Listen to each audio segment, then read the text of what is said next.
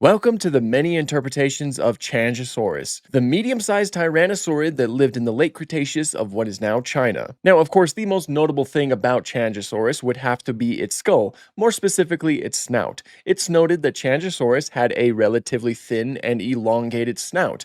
This is something that led to the nickname of Pinocchio Rex. You know, kind of like how Pinocchio's nose grows out a little bit, it's like Qianzhousaurus's snout grows out a little bit. It's certainly a fun nickname. Not too many depictions here, as many of you probably already knew, but the ones we have are pretty cool, so let's get right into it. Starting off with Dinosaur Train. Now, this is certainly one that emphasizes the fact that it had a long snout, in a sort of stylized sort of way. Of course, the real-life animal's snout was not this long and this thin, but again, I think that's something that's simply just emphasized for the show that it's in, you know, because these are all stylized dinosaurs. I really like the patterns it has. I like the mixtures of the sort of kind of dark oranges with the brighter oranges, and of course the counter shading going on looks really cool. And I really like the emphasis of the type of nasal structures that it has, these little horns that go down its snout. That's something that Qianzhousaurus very much did have, and so I do like the fact that it's portrayed right here.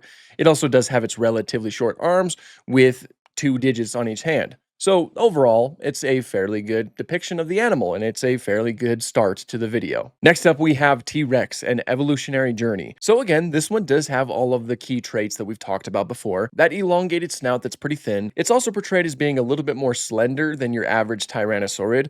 More times than not, when people think of Tyrannosaurids, they'll think of these large, bulky animals like T-Rex or Daspletosaurus or, you know, any of those heavy hitters. But of course, there were different branches of Tyrannosaurids. Qianzhousaurus, for example, belongs to the Qianzhousaurus, for example, belongs to the Alioramus.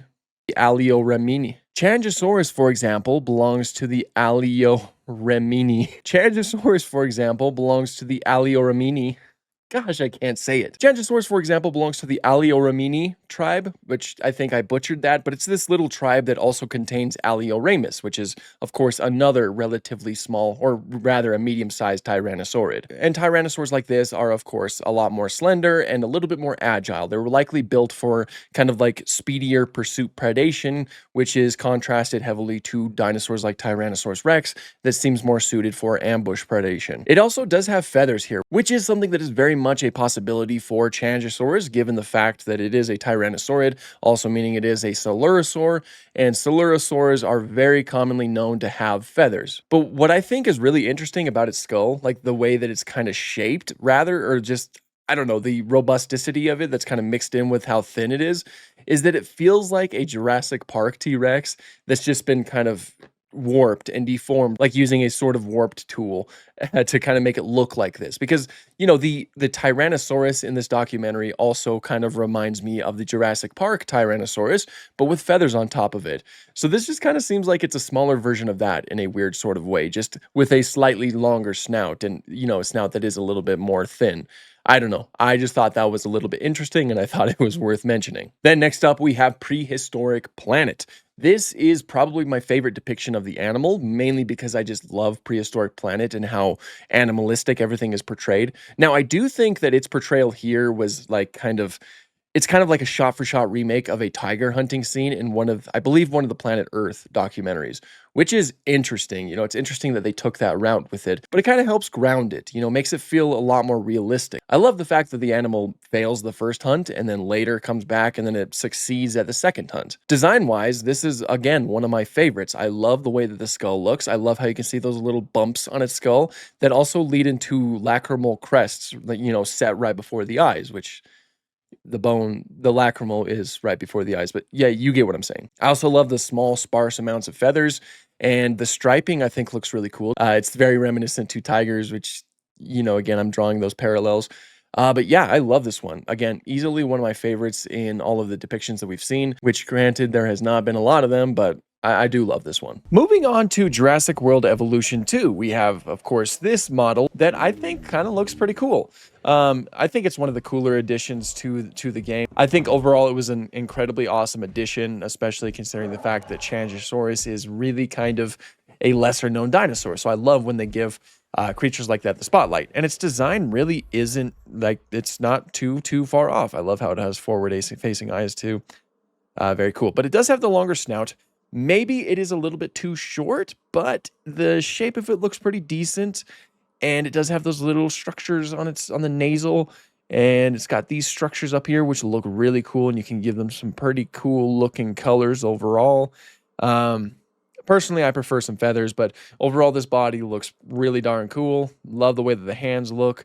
Everything else, like everything about it, I think looks fantastic, and I just think it's a really good addition to the game. Like I still do really love the fact that they included it in the game, and even mentioned the fact that its nickname is Pinocchio Rex, which is, that's just always delightful, So yeah, that is the Jurassic World Evolution 2 Qianzhousaurus. Quite like it. Now, of course, that was a very small list, and I'm sure that many of you have predicted that I was going to do this, but I'm also including Alioramus to that. Now, Alioramus does belong to the same tribe as Qianzhousaurus, so they are fairly related to each other. Alioramus also did live in Mongolia, which means it is another Asian tyrannosaur, and it's interesting how many different Asian tyrannosaurs have this basic build, because Alioramus is also very similar to Qianzhousaurus. Not a lot of depictions of Alioramus either, but we do have some very cool ones. Like the very first one comes from the Disney's dinosaur ride in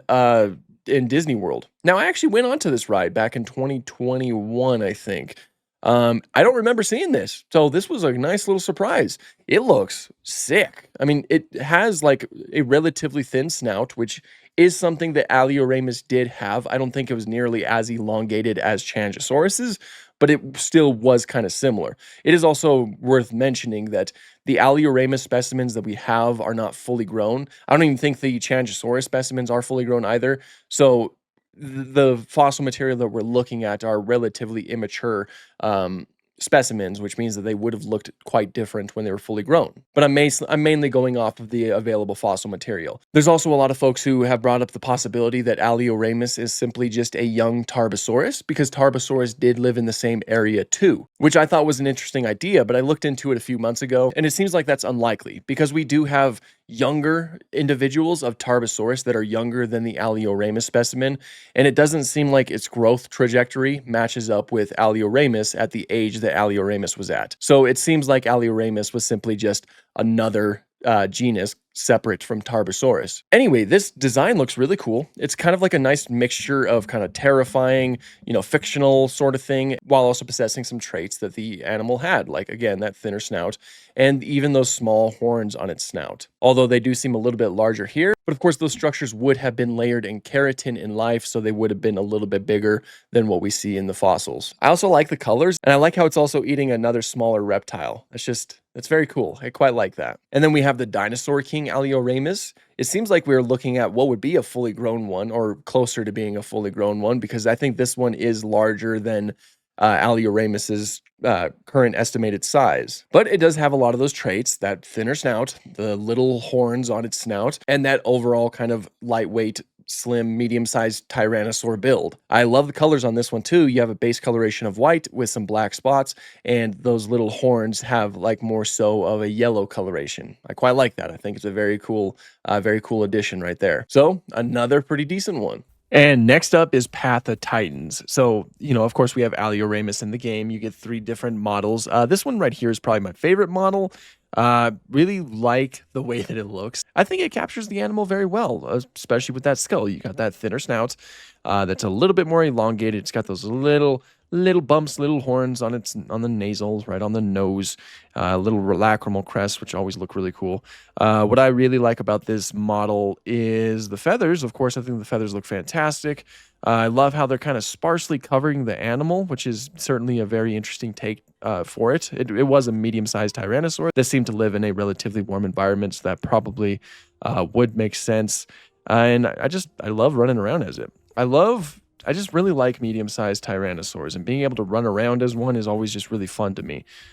Because, as I mentioned before, and this would likely apply to Qianzhousaurus to some extent, they were relatively speedy and a little bit more agile compared to their larger counterparts or their larger relatives.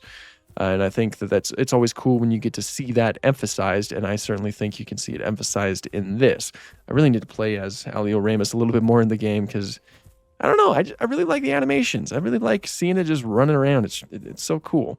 But another good model. I like it. And there we have it, folks. That is the many interpretations of Qianzhousaurus and Alioramus. Again, not a lot of these fellas, but of course, I have said it before. I am willing to talk about any prehistoric creature on this list, regardless on the amount of depictions exist of them out there. I will talk about the many interpretations of Irritator, even though there's really nothing on Irritator out there. I will dig and I will look for something like the Hammond collection toy or something like that. Because mostly it gives me an excuse to talk about these animals and give some animals, especially the ones that are not so well known, give them their time in the spotlight and kind of like, it gives me a chance to learn a little bit more about their overall skeletal anatomy and their overall biology, and also be able to give, and it also gives me that chance to kind of relay that information back to you guys.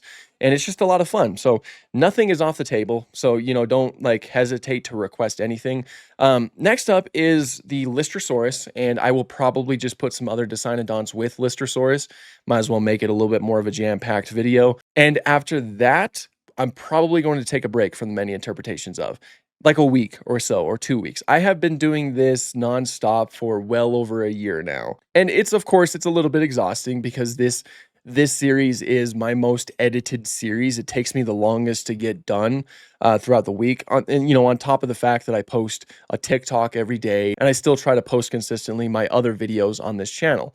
So I'm probably going to just take a little bit of a break after the Lystrosaurus video, and then we'll be back to business as usual. But until then, thank you guys so much for watching, and I gotta say thank you so much to my Patreons and my channel members. You guys are seriously helping me out tremendously, and I really do appreciate each and every one of you. So thank you. And until next time, have an awesome day.